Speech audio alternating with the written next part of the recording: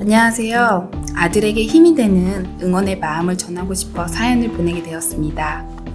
제 아들은 20대 취업준비생이에요. 요즘 취준생이 얼마나 힘든지 알고 계시죠? 스트레스 때문인지 얼굴 표정이 좋지 않고 말도 없어서 많이 걱정됩니다. 아들은 어렸을 때부터 장난기가 많은 애교쟁이였어요. 우리 집의 분위기를 좌우하는 분위기 메이커였죠. 그런데 남편의 사업이 좋지 않은 상황에 처했을 때 가족 모두가 힘들었었어요. 그때부터 조금씩 아들이 달라지는 걸 느꼈어요. 기분이 늘 가라앉아 있는 것처럼 보이고 잠이 오지 않는다며 밤을 새는 날이 많은 것 같더라고요. 그래도 지금 사정이 어려워서 그렇거니 잘 이겨내겠지라고 생각을 했었는데 요즘엔 집에만 있고 친구들도 잘 만나지 않는 것 같아서 집에만 있지 말고 아르바이트라도 하라고 얘기했더니 자기 마음을 몰라준다고 하더라고요. 가슴이 무너지는 것만 같습니다. 제가 너무 심했던 걸까요? 얼마 전 아들의 메신저 프로필을 보니까 얘가 정말 많이 힘들구나 생각이 들고 혹시라도 위험한 생각을 하는 것은 아닌지 걱정이 됩니다. 오나미 씨, 우리 아들에게 힘이 될 수 있는 메시지 꼭 전해주세요. 안녕하세요. 송글송글입니다. 오나미씨 안녕하세요. 네, 안녕하세요. 오나미입니다. 취준생 아드님을 둔 어머님의 사연을 읽어주셨는데요. 정말 안타깝네요. 아무쪼록 힘이 팍팍 날 수 있는 그런 말을 해주시면 좋을 것 같은데 어떻게 준비되셨나요? 준비됐죠? 네, 바로 가보실까요? 가시죠. 힘내세요. 화이팅! 이거 좀 너무 뻔한 것 같아요. 할 수 있습니다. 어머니 말씀 잘 들으셔야죠. 세상은 살만합니다. 아니, 다시 젊으신 분이 쓸데없는 생각하면 안 돼요. 잠깐만. 이것도 아닐 것 같은데. 승글 씨. 이거 어떻게 표현하면 진심을 담은 위로와 힘을 잘 전달할 수 있을까요? 제가 또 생명지킴이 아니겠습니까? 교육에서 배웠습니다. 그러니까 공감하는 자세로 많이 힘들었겠구나. 요새 혹시 우울하니? 그러면 도움을 될 곳이 승글 씨도 잘 못하시는 것 같은데. 어렵네요. 네. 이 생명지킴이 교육을 받을 때 제 네. 주변에는 이러한 고민을 하고 있는 사람들이 없을 줄 알았거든요. 네. 배운 게 쉽사리 생각이 안 나는데요. 생명지킴이요? 생명지킴이는 무엇을 뜻하는 거예요? 이 생명지킴이는 자살 위험에 처한 주변인의 신호를 네. 인식을 해서 지속적으로 관심을 가지고 그들에게 적절한 도움을 받을 수 있는 그런 자원. 그러니까 기관이나 전문가에게 연계를 하는 사람입니다. 많은 분들이 위로와 도움이 되는 말을 전하고 싶으실 텐데요. 과연 내가 하는 말이 도움이 될까? 괜히 섣불리 이야기하는 건 아닐까 하는 그런 걱정들 많이 하실 것 같아요. 네. 그래서 저희가 만난 게 아니겠습니까? 맞습니다. 생명사랑을 위해서 마음과 마음을 잇기 위해서죠. 맞아요. 주위에 힘들어하는 사람을 보게 된다면 우리가 어떻게 해야 하는지 알 수 있으면 좋을 것 같아요. 마음에 온할 수 있게요. 네, 좋아요. 그럼 저희에게 전문적인 조언을 해주실 전문가 모셔서 한번 이야기 나눠보도록 하겠습니다. 강승걸 교수님 나와주세요. 교수님 안녕하세요. 예, 안녕하세요. 안녕하세요. 반갑습니다. 네, 근데 교수님, 사연의 주인공인 아드님이 많이 걱정되는 상황인 것 같아요. 근데 누구나 이렇게 어려운 시기를 겪지 않을까요? 예, 맞습니다. 저도 가끔은 친한 친구들도 만나고 싶지 않고 혼자 보내고 싶을 때가 있더라고요. 네, 저도요. 그러니까 누구나 한 번쯤 겪는 그런 감정일 것 같아요. 그렇죠. 누구나 어려운 상황을 겪으면 재밌는 것도 하기 싫고 흥미를 잃고 또 우울하고 그럴 수가 있습니다. 힘든 일이 있을 때 이런 것들은 다 자연스러운 반응이라고 할 수가 있죠. 근데 문제는 이러한 부분들이 계속되면 일상생활에 좋지 않은 영향을 주고 심하게는 우울증으로 발전할 수 있는 그런 가능성이 있습니다.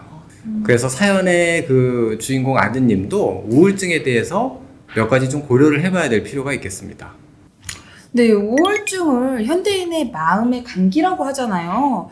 감기는 기침이나 콧물이 나오면 내가 감기 걸렸구나 라고 이렇게 판단을 하는데 우울증도 그런 증상이 있을까요?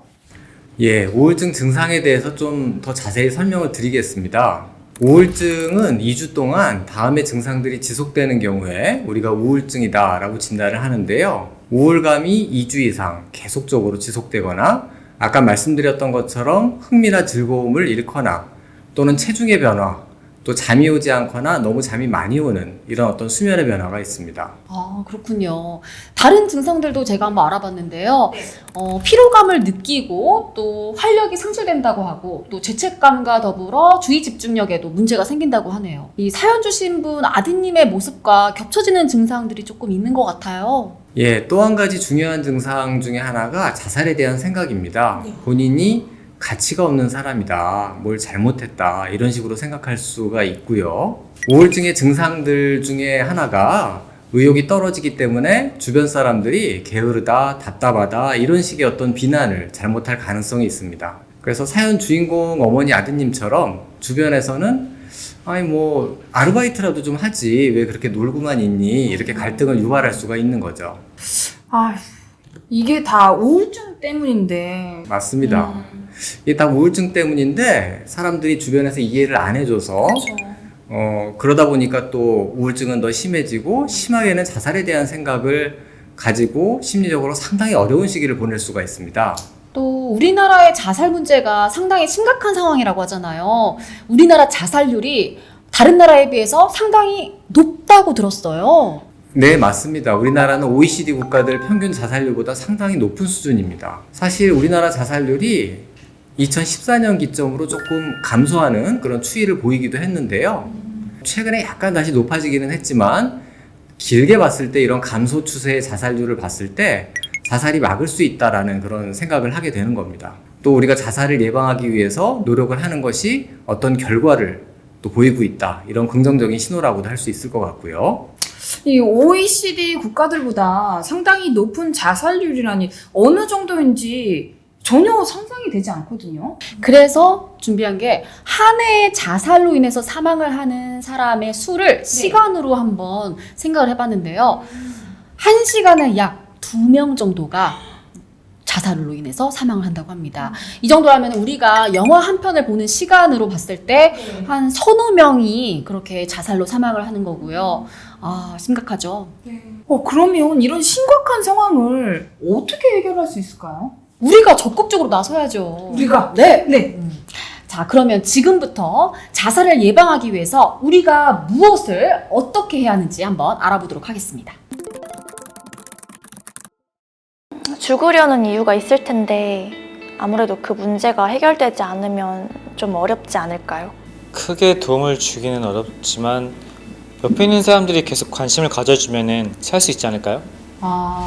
이 주변 분들과의 대화에서 가장 많았던 의문이 자살을 과연 내가 막을 수 있을까? 이런 건데요. 시민 여러분들의 반응도 마찬가지였네요. 저도 근데 이런 의문을 품은 적이 있어요. 근데 이제 누구나 한 번쯤은 차라리 죽는 게 낫겠다 이런 생각을 할 수가 있는데요. 이럴 때 가까운 사람들이 당사자가 겪고 있는 어려움에 대해서 공감해주고 또 적절한 도움을 준다면 자살은 확실히 예방할 수가 있는 겁니다. 네, 자살은 예방이 가능합니다. 바로 인천 시민 여러분과 우리 모두의 관심이 아주 중요하겠죠? 우리가 가장 쉽게 실천할 수 있는 도움 방법이 있을까요? 네. 주위에 있는 사람들에게 관심을 가지고 자주 안부를 물어보는 것도 하나의 방법일 것 같아요.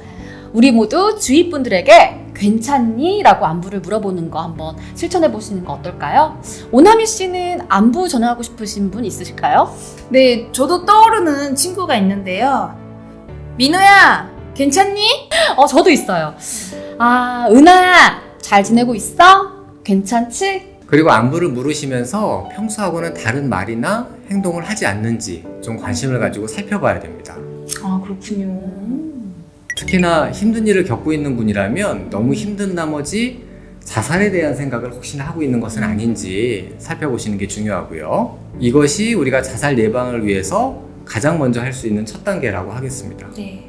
교수님, 그런데요. 자살을 생각하고 있는 사람들이 과연 자살을 생각하고 있다고 표현을 하나요? 자살을 고민하고 있다고 하면 전과 다른 말이나 행동을 통해서 자살에 대한 생각이 표현될 수가 있습니다. 실제 중앙심리부검센터에서 자살 유족분들을 대상으로 상담을 했는데요. 10분 중에 9분은 자살을 의미하는 어떤 경고 신호를 보였다고 합니다. 근데 유족들 중에 10분 중에 7분 정도는 그 사전에 자살 신호라는 것을 몰랐다고 하고요. 안타까운 결과인데요. 반대로 생각해 보면 우리가 경고 신호를 조금 더 예민하게 잘 알 수만 있다면 생명을 살릴 수 있는 기회가 있다는 어떤 그런 메시지일 수도 있습니다. 우리 주변에 있는 사람들에 대한 관심과 더불어 자살을 의미하는 경고, 신호 같은 것을 좀 알아두면 좋을 것 같아요. 네, 미리 알아둔다면 위험에 처한 분들을 잘 알 수 있겠죠.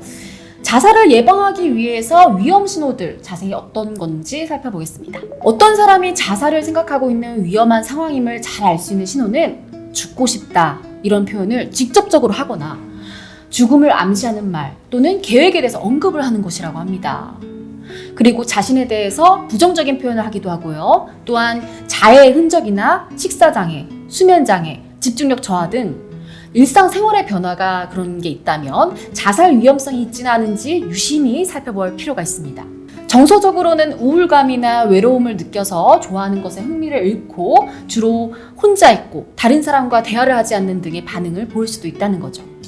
그러고 보니 사연에서도 어머님이 써주신 아드님의 모습을 보면요. 우울감을 보이고 잠이 오지 않아 밤을 새는 일이 잦아졌다고 했던 것 같은데요. 예, 맞습니다.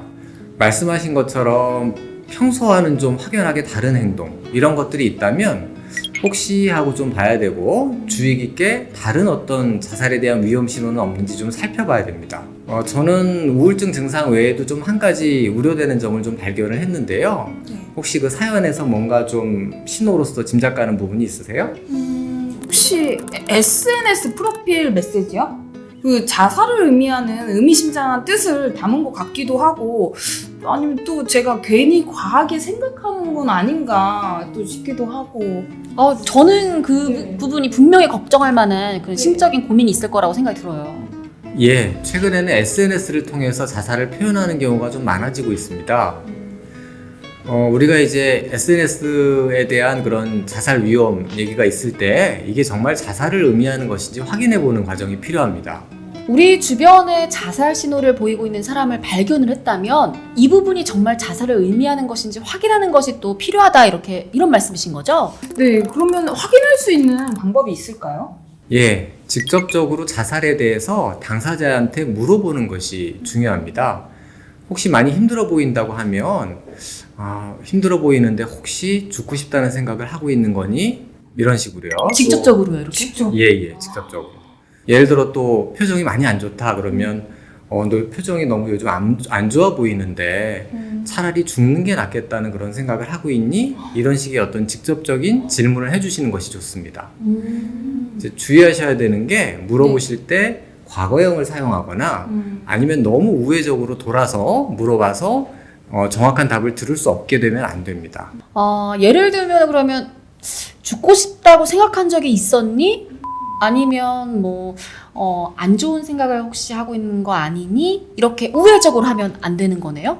직접적으로 물어보는 게 중요합니다. 이렇게 직접적으로 물어보지 않고 우회적으로 물어보게 되면 실제 우리가 원하는 자살에 대한 생각에 대해서 정확한 답을 얻기가 어렵습니다.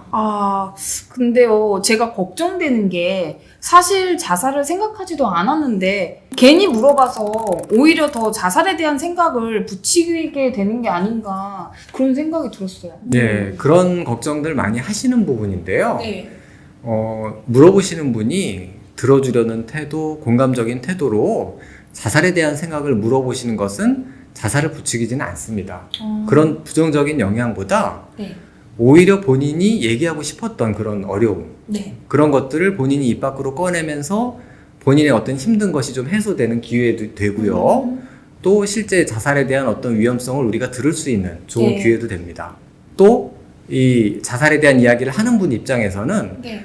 내가 이해를 받고 있구나. 정말 내가 힘든 이야기를 할 수 있도록 들어주는구나. 네. 이런 마음이 들 수 있도록 해줍니다. 알겠습니다. 공감하는 거네요. 네. 그럼 우리 오나미 씨도 아까 우리 사연의 아드님에게도 자살 생각에 대해서 어떤지 한번 물어봐야 되지 않을까요? 이게 좀 어려운데요. 하겠습니다.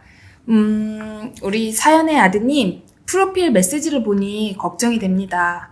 많이 힘들어 보이는데 혹시 죽고 싶다는 생각을 하시나요? 네. 배운 대로 네. 조금 어렵지만 네. 이렇게 직접적으로 잘하셨네요. 네. 이 생각보다 죽고 싶은 생각을 가지고 있는지를 물어보는 게 굉장히 어려운 것 같아요. 직접 상대에게 물어보는 것은 훨씬 더 어려운 것 같고요. 네. 그리고 한 가지 더 중요한 게 남아 있습니다. 어떤 거죠? 바로 도움이 되는 듣기입니다. 어. 네, 자살을 생각하고 있는 상대방의 이야기를 공감하고 경청의 태도로 들어야겠죠. 이때는 시끄럽거나 개방된 장소는 피하고 상대의 이야기를 잘 들을 수 있는 프라이버시가 존중되는 그런 장소가 훨씬 더 효과가 있습니다. 네, 그러면 도움이 되는 듣기의 방법도 알려주세요.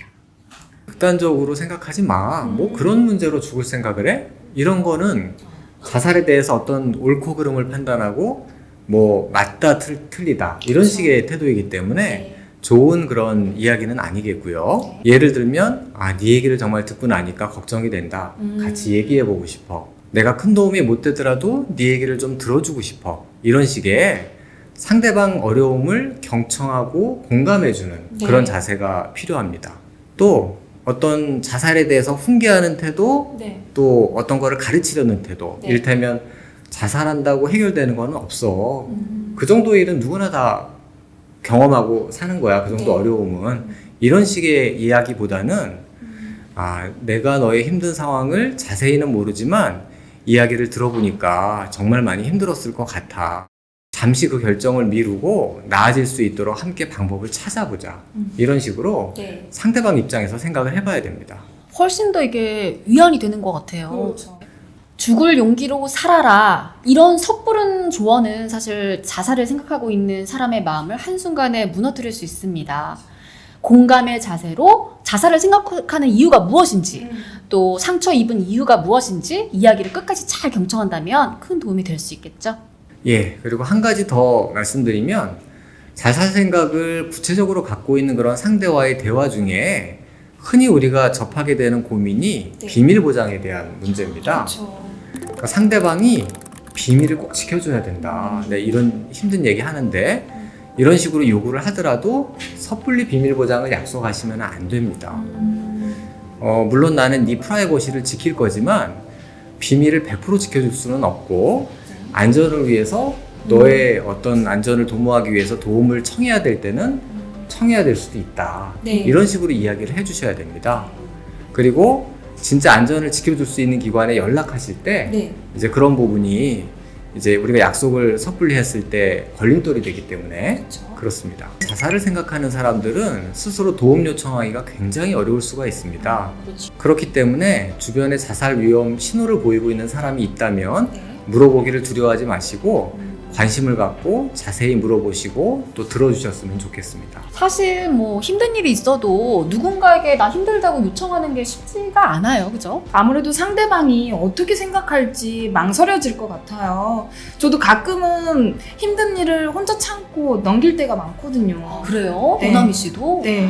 네, 나름대로 경험을 통해서 혼자 잘 견디시는 분도 있고 또 주위 분들한테 답답함을 이야기하거나 도움을 요청하시는 분들도 있을 겁니다. 근데 혹시 누구의 도움도 받기 어려운 상황으로 있는 분들이 있습니다. 이분들이 전문가의 도움을 받게 하기 위해서 제가 말씀드릴 기관을 이용을 해보시면 좋을 것 같습니다. 바로 인천시에 각 구마다 자리하고 있는 자살예방센터, 정신건강복지센터인데요. 이 기관들에서는 자살 위험자를 위한 전문 상담 그리고 지원을 하고 있습니다. 더불어 24시간 운영되고 있는 자살예방 상담전화 1393과 정신건강 상담전화 1577-0199를 통해 전화상담도 이용하실 수가 있습니다. 그러니까 적극적인 이용 안내를 부탁드리겠습니다. 누가 봐도 잘 지낸다 이렇게 겉으로 보기에는 그럴 수 있지만 실제로는 그렇지 않을 수가 있습니다. 그래서 우리 모두의 관심이 중요합니다. 네, 저도 지금의 자리에서 가족과 동료들에게 안부를 물으며 함께 웃으며 사는 세상을 만들기 위해 노력하겠습니다. 인천 시민 여러분, 혹시 지금 이 순간 나의 소중한 사람들이 지친 마음으로 힘들어하고 있지는 않으실까요? 우리 모두 살기 좋은 인천시를 만들기 위해서 다 함께 노력을 해봤으면 좋겠습니다. 다 함께 우리 외쳐볼까요? 우리 주위의 모든 분들에게 마음을 오나세요.